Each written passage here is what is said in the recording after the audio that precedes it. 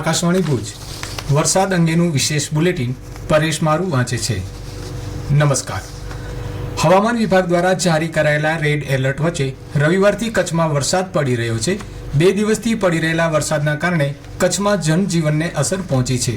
હવામાન ખાતાએ આગામી 6 દિવસ રાજ્યમાં હળવાથી મધ્યમ વરસાદની આગાહી કરી છે, તો કચ્છમાં આવતીકાલે ભારે વરસાદની સંભાવના વ્યક્ત કરવામાં આવી છે। પૂર્વ રાજસ્થાનમાં હળવું દબાણ ડીપ ડિપ્રેશનમાં ફેરવાઈને ઉત્તર ગુજરાત અને કચ્છના ઉત્તરના ભાગ તરફ આગળ વધ્યું હતું અને વધુ ઉત્તર પશ્ચિમ એટલે પાકિસ્તાન તરફ ગતિ કરી રહ્યું છે, જેના કારણે કચ્છમાં વરસાદ વરસી રહ્યો છે। જિલ્લા કંટ્રોલ રૂમમાંથી મળતી માહિતી અનુસાર આજે સવારે 6 વાગ્યાથી રાત્રિના 8 વાગ્યા સુધીમાં કચ્છના તમામ તાલુકામાં વરસાદ નોંધાયો છે। રાપર તાલુકામાં 121 મિલીમીટર, ભચાઉમાં 105, અંજારમાં 75, ભુજમાં 86, નખત્રાણામાં 98, અબડાસામાં 56, માંડવીમાં 38, મુન્દ્રામાં 34 અને ગાંધીધામ તાલુકામાં 95 મિલીમીટર વરસાદ પડ્યો છે। જિલ્લામાં સૌથી વધુ વરસાદ લખપત તાલુકામાં 141 મિલીમીટર નોંધાયો છે। મોસમના કુલ વરસાદની વાત કરીએ તો લખપત તાલુકામાં 22 ઇંચ, ભચાઉમાં 26, અંજારમાં 23, ભુજમાં 25, નખત્રાણામાં 27, માંડવીમાં 23, મુન્દ્રામાં 24 અને ગાંધીધામ તાલુકામાં 29 ઇંચ વરસાદ પડી ચૂક્યો છે। અત્યાર સુધી સિઝનનો સૌથી વધુ વરસાદ રાપર તાલુકામાં 35 ઇંચ નોંધાયો છે। સતત 2 દિવસથી પડી રહેલા વરસાદના કારણે ભુજનું હૃદય સમાન હમીરસર તળાવ આજે સાંજે 6:30 વાગે ઓગની જતા ભુજવાસીઓમાં આનંદ છવાયો છે। ઇતિહાસમાં પહેલી વખત સળંગ ચોથા વર્ષે હમીરસર તળાવ ઓગન્યું છે। આવતીકાલે સવારે ભુજ નગરપાલિકાના પ્રમુખ દ્વારા હમીરસર વધાવવામાં આવશે। ઐતિહાસિક તળાવ ઓગણતા આવતીકાલે 1 દિવસની ભુજ શહેરમાં સ્થિત રાજ્ય સરકારની કચેરીઓ તથા શાળાઓમાં રજા જાહેર કરવામાં આવી છે।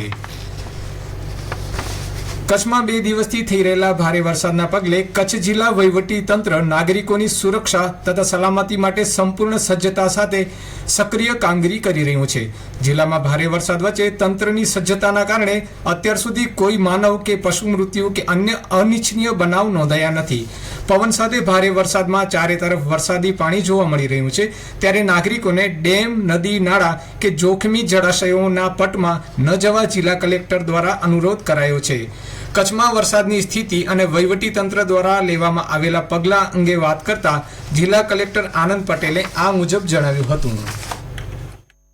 IMD के द्वारा कच्छ डिस्ट्रिक्ट में 7 सितंबर और 8 सितंबर के लिए रेड अलर्ट जारी किया गया था। हम बात करें बारिश की तो जो 10 ब्लॉक कच्छ डिस्ट्रिक्ट के हैं उसमें एवरेज 160 मिलीमीटर से ज़्यादा बारिश अभी तक नोट की गई है।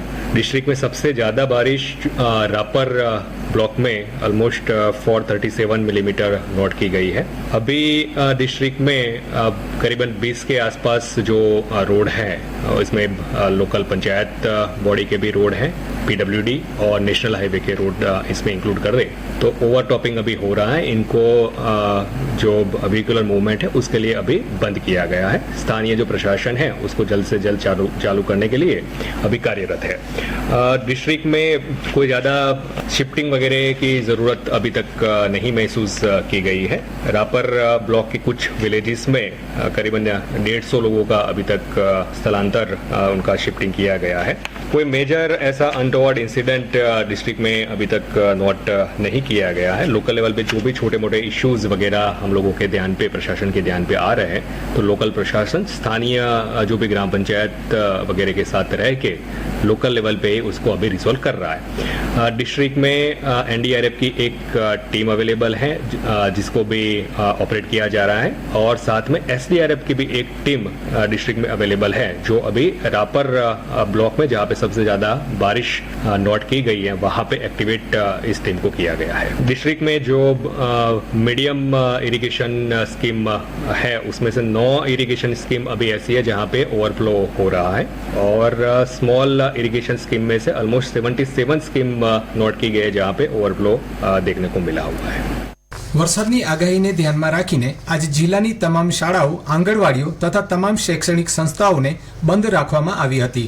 રાપર તાલુકાના માનગઢમાં નીચાણવાળા વિસ્તારમાં પાણી ભરાયા હોવાથી 20 લોકોનું સ્થળાંતર કરાયું હતું। વરસાદના કારણે કચ્છમાં 69 વીજ પોલ તથા 257 ફીડરોને નુકસાન થતા 38 ગામને વીજ પુરવઠાને અસર પહોંચી છે। જો કે PGVCL દ્વારા યુદ્ધના ધોરણે કરાતી કામગીરીના કારણે અત્યાર સુધી 90 ફીડરો પૂર્વવત થયા છે, જ્યારે સરહદી વિસ્તારમાં વીજ પુરવઠો પૂર્વવત કરતા ગેટકો દ્વારા ખાવડા ભેડિયા બેટ લાઇનનું રિસ્ટોરેશન કરવાની કામગીરી હાથ ધરાઈ હતી. ભારે વરસાદના પગલે રસ્તાઓનું પણ ધોવાણ થયું છે. માર્ગ અને મકાન વિભાગ પંચાયતના કુલ 3 અને માર્ગ અને મકાન વિભાગ રાજ્યના કુલ 4 તથા એક નેશનલ હાઈવે મળીને કુલ 8 જેટલા જોખમી રસ્તાઓને બંધ રાખવામાં આવ્યા છે. ભારે વરસાદમાં તમામ વિભાગને એલર્ટ કરીને સૂચનાઓ આપવામાં આવી છે, જેના પગલે કચ્છના ડેમ, મોટા જળાશયો વગેરે સ્થળે ચુસ્ત પોલીસ બંદોબસ્ત ગોઠવવામાં આવ્યો છે. વરસતા વરસાદ વચ્ચે પણ પોલીસ પાણીના સ્ત્રોત આસપાસ કોઈ દુર્ઘટના ન ઘટે તે માટે સાવચેતી રાખી રહી છે.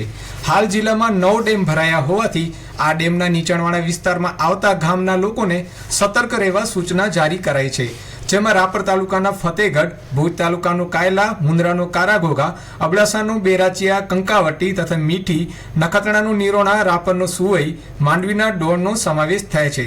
જ્યારે ટપ્પર ડેમમાં નવા નીરની આવક થતાં સુરક્ષાના કારણોસર તેના 14માંથી 7 દરવાજા ખોલવામાં આવ્યા છે. તેમજ મથલ જળાશય 90% ભરાઈ જતા તેના નીચાણવાળા વિસ્તારના લોકોને સતર્ક રહેવા જણાવાયું છે. પાણીના ભારે પ્રવાહના કારણે કોઝવે તથા પાપડી ધરાવતા રસ્તાઓ જોખમી બનતા એસટી દ્વારા બસના 10 રૂટ તથા 18 ટ્રીપ રદ કરાઈ છે. બીજી તરફ રાપર તાલુકામાં ભારે વરસાદના પગલે અનેક રસ્તાઓને અસર થઈ છે, જેમાં રાપર ચિત્રોડ સામખિયાળી માર્ગ પર ભારે વરસાદના કારણે આવેલા ધૂળ માટીને જેસીબીની મદદથી પોલીસે દૂર કરીને વાહન વ્યવહાર પૂર્વવત કર્યો હતો. તેમજ રાપરમાં રબારી સમાજના હોસ્ટેલના 20 જેટલા વિદ્યાર્થીઓને આ વિસ્તારમાં પાણીનો પ્રવાહ વધતા સલામતીના કારણોસર પોલીસ દ્વારા સુરક્ષિત સ્થળે ખસેડાયા હતા. ભારે વરસાદના પગલે સાંતલપુર, રાધનપુર નજીક નેશનલ પર પાણી ફરી વળતા લાંબો ટ્રાફિક જામ સર્જાયો હતો. પૂર્વ કચ્છ પોલીસ અધિક્ષક સાગર બાગમારે નેશનલ હાઈવે ઓથોરિટીના અધિકારી સાથે નેશનલ હાઈવેની મુલાકાત કરી સૂચનો આપ્યા હતા. તેમજ વૈકલ્પિક વ્યવસ્થાઓ કરાવી અને વાહન વ્યવહાર પૂર્વવત થાય એ દિશામાં કામગીરી હાથ ધરાઈ હતી. ભારે વરસાદના કારણે નખત્રાણામાં પાણીનું વહેણ આવવાથી સર્જાયેલા ટ્રાફિકને નિયમિત કરવા પોલીસ દ્વારા સરાહનીય કામગીરી કરવામાં આવી હતી. તેમજ વહેણવાળી જગ્યાએ કોઈ અનિચ્છનીય બનાવ ન બને તે માટે પોલીસ બંદોબસ્ત રાખવામાં આવ્યો હતો. ઉપરાંત નખત્રાણા પોલીસ સ્ટેશન વિસ્તારમાં આવેલા મોટા યક્ષના મેળામાં હાલે ભારે વરસાદના કારણે પાણી ભરાઈ જતા મેળામાં રહેલ સ્ટોલ ધારકોના ટેન્ટ ધરાશાયી થઈ જતા નખત્રાણા પોલીસ સ્ટાફ દ્વારા સલામત જગ્યાએ ખસેડવા અને તેમને રહેવાની અને જમવાની વ્યવસ્થા કરવામાં આવી હતી. આ સાથે ધોરડો સફેદ રણમાં પાણીની આવક થતા સલામતીના ભાગરૂપે પોલીસ દ્વારા પેટ્રોલિંગ કરવામાં આવ્યું હતું. કચ્છમાં ભારે વરસાદની પરિસ્થિતિને ધ્યાનમાં લઈને નાગરિકોને સહાયતા તેમજ માર્ગદર્શન માટે કંટ્રોલ રૂમ શરૂ કરવામાં આવ્યા છે. કલેક્ટરની કચેરી ભુજ ખાતે કાર્યરત જિલ્લા કંટ્રોલ રૂમમાં રાહત બચાવ કામગીરી, રોડ રસ્તાઓને અસર, ડેમનું જળસ્તર, વીજ પુરવઠો, સ્થળાંતર સહિતની બાબતોને લઈને નાગરિકોને હિતમાં રાઉન્ડ ધ ક્લોક કામગીરી કરવામાં આવી રહી છે. તાલુકા કક્ષાએ પણ વિવિધ કંટ્રોલ રૂમ કાર્યરત છે. કોઈ પણ સહાયતા માટે જિલ્લા કંટ્રોલ રૂમ 0232 250923 અને 252347 પર સંપર્ક કરવા વહીવટી તંત્ર તરફથી અનુરોધ કરવામાં આવ્યો છે. અને આ સાથે સમાચાર બુલેટિન પૂરું થયું. નમસ્કાર.